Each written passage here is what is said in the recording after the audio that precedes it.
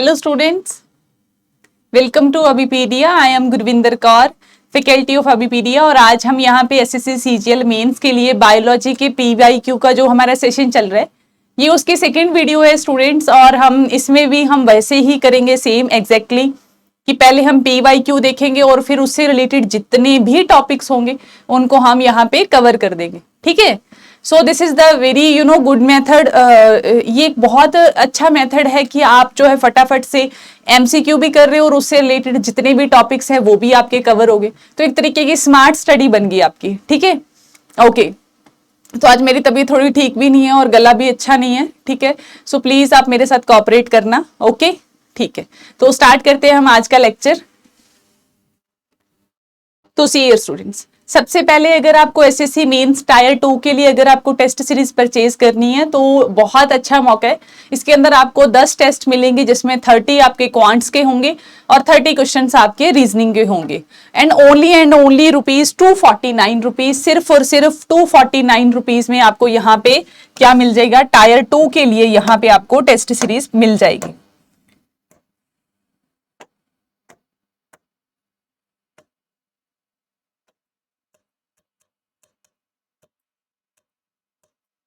हाँ जी, कितने? Only and only 249 rupees में। तो फटाफट से जाइए और फटाफट से एसएससी मेंस के लिए आप यहाँ पे सीजीएल के लिए टेस्ट सीरीज परचेज कर सकते हैं। Okay okay, let's move further. तो आप जो है हमारा व्हाट्सएप ग्रुप जो नीचे लिंक बॉक्स में दिया होगा उसको भी आप ज्वाइन कर सकते हो। ठीक है, और अपनी रजिस्ट्रेशन करवा सकते हो एसएससी सीजीएल के ऊपर। Let's see further. तो आज जो हम टॉपिक कवर करेंगे वो करेंगे हम सबसे पहले पीवाईक्यू, फिर हम कवर करेंगे उनकी डिटेल्ड डिस्कशन। क्या करेंगे? डिटेल्ड। यहाँ पे क्या करेंगे, हम डिटेल डिस्कशन करेंगे उनकी। ठीक है, डिटेल यहाँ पे हमारी डिस्कशन। ठीक है, तो ओके, लेट्स सी। तो सबसे पहला क्वेश्चन यहाँ पे स्टूडेंट्स पढ़िए, वीडियो को पॉज कीजिए और फिर आप यहाँ पे पढ़िए उसको और फिर आप उसका आंसर कीजिए। ठीक है, ओके। तो क्वेश्चन रीड कीजिए। क्या है question? Which of the following is not a sexual form of reproduction in plants? क्या बोल रहे हैं कि नॉट। सबसे पहली बात, सबसे पहले उसने क्वेश्चन पुट किया not asexual form of reproduction in plant. See here students, plant के अंदर दो तरीके की रिप्रोडक्शन होती है। First one is the asexual and second one is the sexual. Asexual के अंदर student only one parent is responsible for the reproduction, only one parent, एक ही पेरेंट होता है इसके। सेक्सुअल रिप्रोडक्शन में आपके दो पेरेंट्स होते हैं। they are involving two parents in the sexual reproduction in the plants। तो पहला वो बोल रहा है स्पोर फॉर्मेशन, सेकंड में बोल रहा है वेजिटेटिव प्रोपेगेशन, थर्ड में फिर वो बोल रहा है बर्डिंग और फोर्थ में बोल रहा है पॉलिनेशन। तो इन चारों के अंदर से जो एसेक्सुअल की फॉर्म नहीं है वो है pollination. Pollination is the sexual form of reproduction.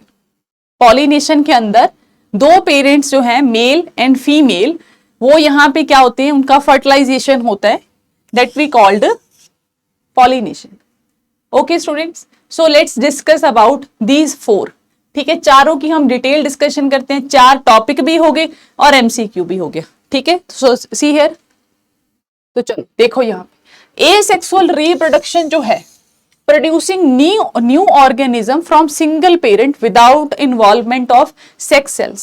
यहां पे क्या है, सिर्फ एक ही पेरेंट जो है वो बिना सेक्स सेल के क्या कर रहा है, यहाँ पे रिप्रोड्यूस कर रहा है। मतलब रिप्रोडक्शन का मतलब होता है स्टूडेंट्स अपनी जनरेशन को आगे ग्रो करना, जनरेशन को बढ़ाना। ठीक है, मतलब नंबर ऑफ सेल्स को इंक्रीज करना।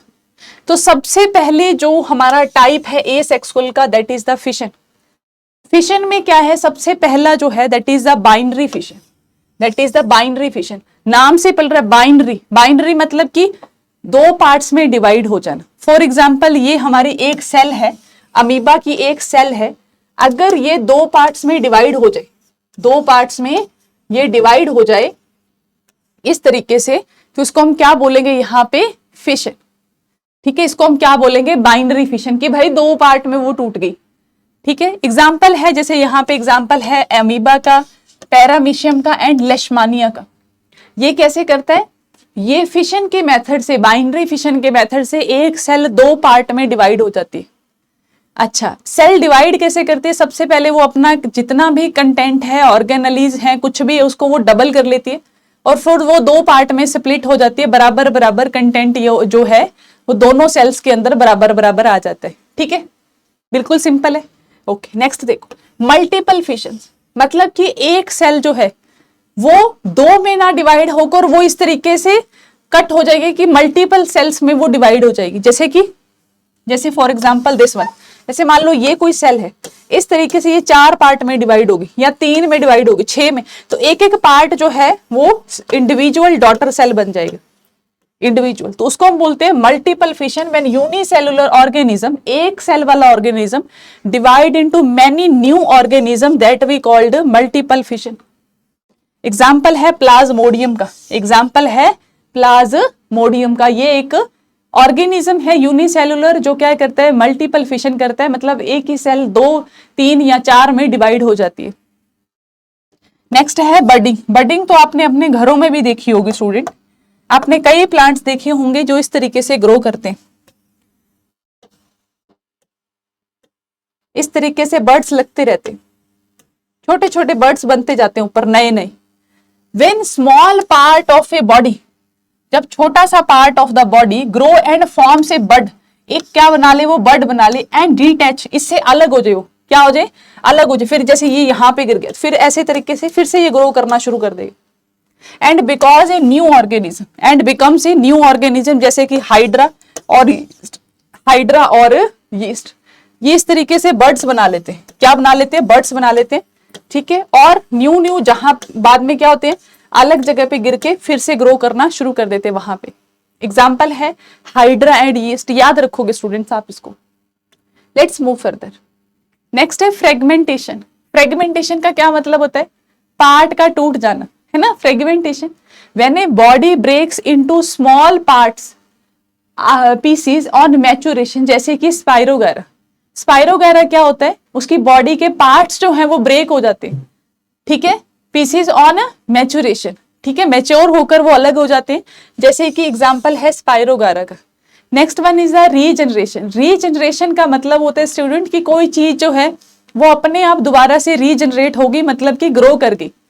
जैसे क्या होता है, मान लो मेनी ऑर्गेनिजम्स एक्सीडेंटली कट और break into pieces and grows into new organisms. Example है प्लेनेरिया और हाइड्रा का। इसमें क्या होता है, रीजनरेट हो जाता है ऑर्गन अपने आप। मान लो कोई चीज कट गई एक्सीडेंटली, वो अपने आप से क्या कर जाएगी, रीजनरेट हो जाएगी। तो मेनी ऑर्गेनिजम्स एक्सीडेंटली कट और break into pieces and grows into new organisms. Example के लिए प्लेनेरिया और हाइड्रा। नेक्स्ट बात करते हैं फोर्थ की, that is a spore formation. इसमें क्या होता है स्टूडेंट, इसमें कुछ नहीं है, होता क्या है कि जैसे बहुत सारे ना स्पोर बन जाते हैं, छोटे छोटे स्पोर बन जाते हैं। फिर मान लो ऐसे स्पोर बन गए, फिर क्या होगा, जैसे मान लो पानी आया विंड की स्पीड से, ठीक है, वो कहीं और जाके बिखर गए, वो और कहीं जाके बिखर गए, और मिट्टी में वो सालों तक पड़े रहते। जब भी कोई ऑप्टिमम कंडीशन आएगी, ऑप्टिमम का मतलब कि जब एक ऐसा इन्वायरमेंट क्रिएट होगा या ऐसा एक फेवरेबल कंडीशन जनरेट होगी, उसमें वो क्या कर जाएंगे, ग्रो कर जाएंगे।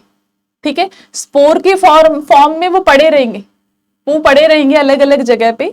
अभी जैसे आपने देखा होगा कि रेगिस्तान के अंदर जब बहुत ज्यादा गर्मी पड़ रही होती है मई जून के मंथ में, तब वहां पे कुछ ग्रो नहीं कर रहा, है ना।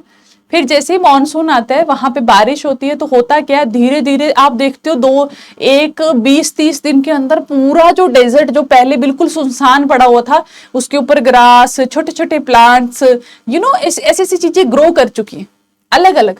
कैसे ग्रो कर गई, वो ग्रो कहाँ से आई, उनकी सीड्स, वो सीड्स ऐसी हैं स्पोर्स की वजह से, या स्पोर्स बन के वो हवा के साथ उड़ के वहां पे आ गए। जैसे ही कोई फेवरेबल कंडीशन मिली, जैसे ही टेम्परेचर कम हुआ, बारिश हुई, इनको थोड़ा पानी मिला, वो ग्रो कर गए। ठीक है, ओके, ठीक है, समझ में आ रहा होगा आपको।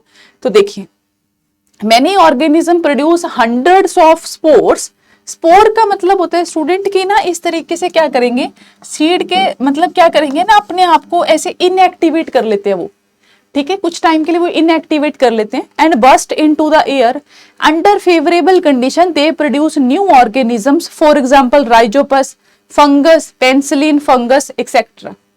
ठीक है, फंगस ज्यादातर स्पोर की फॉर्मेशन में ग्रो करती है।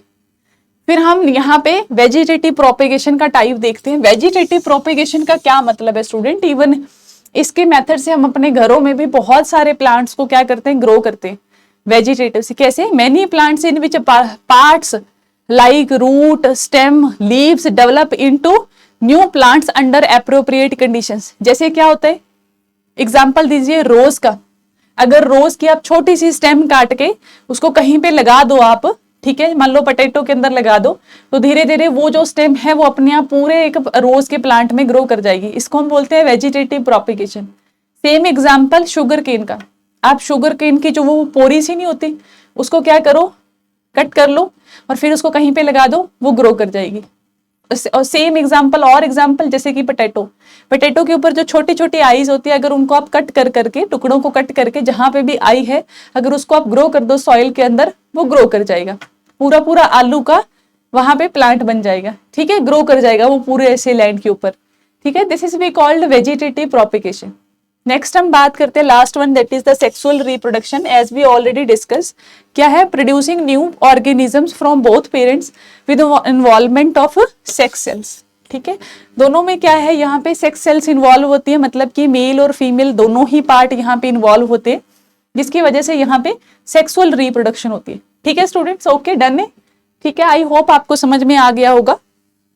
नहीं आया तो भी कोई बात नहीं स्टूडेंट, आप कमेंट कीजिए, कमेंट करके आप क्या कर सकते हो, यहाँ पे आराम से जो है यहाँ पे मुझे बता सकते हो अगर आपको कोई टॉपिक समझ में नहीं आया। ठीक है, ओके, तो थर्ड क्वेश्चन देखिए यहाँ पे स्टूडेंट क्या है, which among the following is the bacterial disease. कहता है इसमें से कौन सी बैक्टीरियल डिजीज है। बहुत ही सिंपल क्वेश्चन है। रेबीज क्या है, एक वायरल डिजीज है, ठीक है। लेप्रोसी क्या है हमारी, आप बताओ। मलेरिया एक पैरासिटिक डिजीज है। इबोला भी नहीं हमारी बैक्टीरियल डिजीज है, तो बची कौन सी हमारी, leprosy. Leprosy is the bacterial disease. Leprosy is the bacterial disease. Leprosy क्या है हमारी, बैक्टीरियल डिजीज है। सी हियर स्टूडेंट, जिसको हम कुष्ठ रोग भी कहते हैं। ठीक है, देखिए यहाँ पे सबसे पहले रेबीज है, तो रेबीज के बारे में यहाँ पे देखिए आप। रेबीज क्या है, रेबीज जो है वो एक वायरल से होने वाली डिजीज है। वायरस रेबीज ही बोलते हैं उसको, या फिर लाइसा वायरस बोलते हैं। रेबीज मतलब कि जो कुत्ते के काटने से हमें डिजीज होती है ना, डॉग की बाइट से जो हमें डिजीज होती है, that we called rabies, that we called rabies. ठीक है, ओके। ट्रीटमेंट कैसे करते हैं, जैसे कि Pasteur treatment, you know that, है ना, उस तरीके से इसका ट्रीटमेंट होता है। ठीक है, ओके। नेक्स्ट है disease caused by protozoa. Protozoa के थ्रू जो डिजीज, पहली डिजीज है, that is the malaria. Malaria एक पैरासिटिक प्लाज्मोडियम डिजीज है स्टूडेंट्स। मलेरिया क्या है, यहाँ पे एक पैरासिटिक प्लाज्मोडियम डिजीज है। तो देखो यहाँ पे एक पैरासिटिक डिजीज है, ये किससे होती है, ये पैरासिटिक प्लाज्मोडियम से होती है। वेक्टर कौन है, कि भाई ये मलेरियल डिजीज फैलाता कौन है। मलेरिया यू नो दैट कितना ज्यादा रहता है ना, इंडिया के अंदर खास करके, सब सहारन कंट्रीज के अंदर, या मतलब मैं बोलूं कि अफ्रीका के अंदर, एशिया की बहुत सारी कंट्रीज के अंदर जब ह्यूमिड कंडीशन आता है, मतलब मानसून के टाइम पे ये ज्यादा फैलता है ना, तो इसको कॉज करता है हमारा एक female mosquito, that we called anopheles, that we called anopheles. ठीक है, सिम्टम्स क्या क्या है, high fever, headache, nausea, muscular pain, और इसके लिए ड्रग जो हम पहले यूज करते थे, दैट इज द क्विनिन। ठीक है, that is the quinine. Next जो डिजीज पढ़ेंगे हम, that is the Ebola disease. Ebola disease is caused by infectious with one of the group of virus. ये भी क्या है, वायरल डिजीज है। इबोला भी एक वायरल डिजीज है स्टूडेंट, जो इबोला वायरस से होती है, that are found primarily in the sub Saharan African countries. तो इबोला जो है ये भी एक वायरल डिजीज है, इबोला वायरस से होती है। ठीक है, ज्यादातर अफ्रीकन कंट्रीज के अंदर ये ज्यादा देखने को मिलती है इबोला। अच्छा, जो हमारी जो मलेरिया है वो प्लाज्मोडियम की वजह से होता है। रिस्पॉन्सिबल है फीमेल एनाफ्लीज मस्कीटो, ठीक है। रेबीज के लिए जो वायरस रिस्पॉन्सिबल है that is virus rabies. Treatment क्या है, वही हमारा पास्चर्स ट्रीटमेंट, ठीक है, जिसको डिस्कवर किया था लुइस पास्चर ने, ठीक है। Okay okay, let's see further. Okay, तो मूव करते हैं हम यहाँ पे। ओके, तो देखिए यहाँ पे ये हो गया हमारा यहाँ पे किसका क्वेश्चन का पूरा यहाँ पे हमने कर लिया discussion. So before that see here students, सबसे पहले हम यहाँ पे कुछ देखते हैं। क्या यहाँ पे 1 सेकेंड,